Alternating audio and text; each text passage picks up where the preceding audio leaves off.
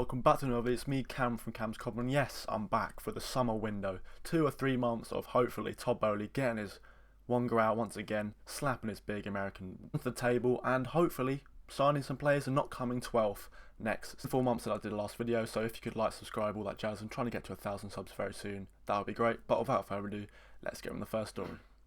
As it's the first video of this window for me, I'm going to do a rundown of what's been going on the last week or so. Chelsea offered Manu Ugarte $2 million annual salary. More talk soon. Boehly wants meeting with Ugarte and Mendes. Poch called Ugarte. Some Forest are interested in Callum Hudson-Odoi. Man City had opened talks for Mateo Kovacic. Kante futures back at 50-50. Chelsea want 30 to 40 million for Kovacic. Lukaku wants to Mount, agrees personal terms with Manchester United, and Manchester United will push to sign Mason Mount next week. Those being the headlines of today, mainly Mason Mount and Kovacic look like they could be out the door. Pochettino's a lot more cutthroat than Potter would be, and he's just getting rid of players. Again, Felix had a meeting with Pochettino, ended, and there was no more. Problems between clubs is that Manchester United want to spend 40 to 50 million, but Chelsea want way more for Mount. Chelsea value Mason Mount are around 75 to 80 million pounds, but let's be realistic here. He only has 1 year left in his contract, so to get 50, 60 million pounds, I would not say no. Of course, very upset. Mason Mount was my favourite player for many years.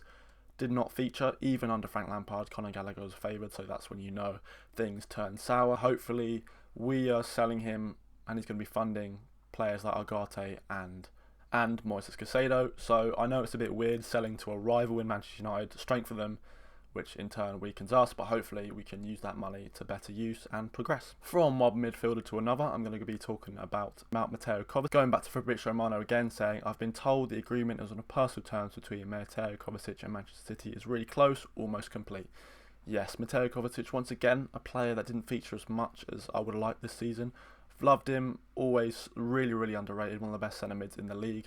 If he could add scoring into his repertoire, I think he would be one of the best midfielders in the league. But once again, if we just get £50 million back we paid for him, if not more, to see what could happen to that, because I like Mateo Kovacic, wish him for the best. But once again, hopefully we get this money to sign more young, exciting midfielders.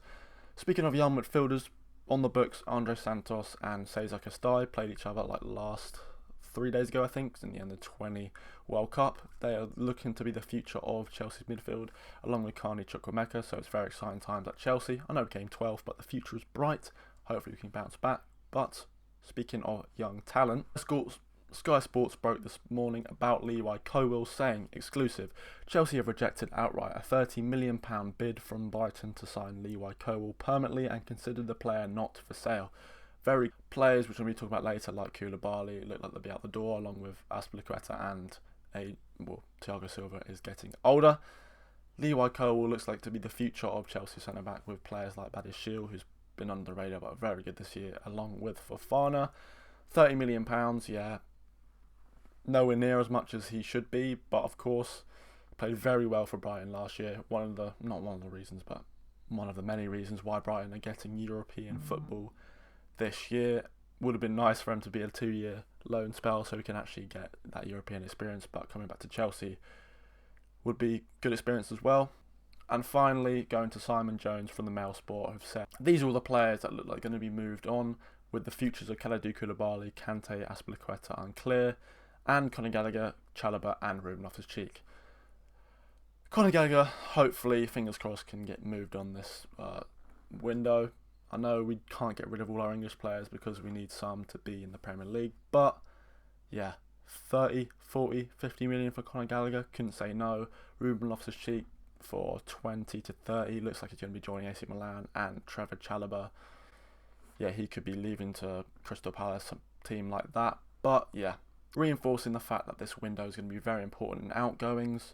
Again, tomorrow, as news breaks, I'll be talking about more ingoings, maybe Ugarte from Sporting joining, with personal terms being agreed very soon. But without further ado, I'll see you tomorrow for more Chelsea transfer news videos. Like, subscribe because I'm back, and I'll see you tomorrow.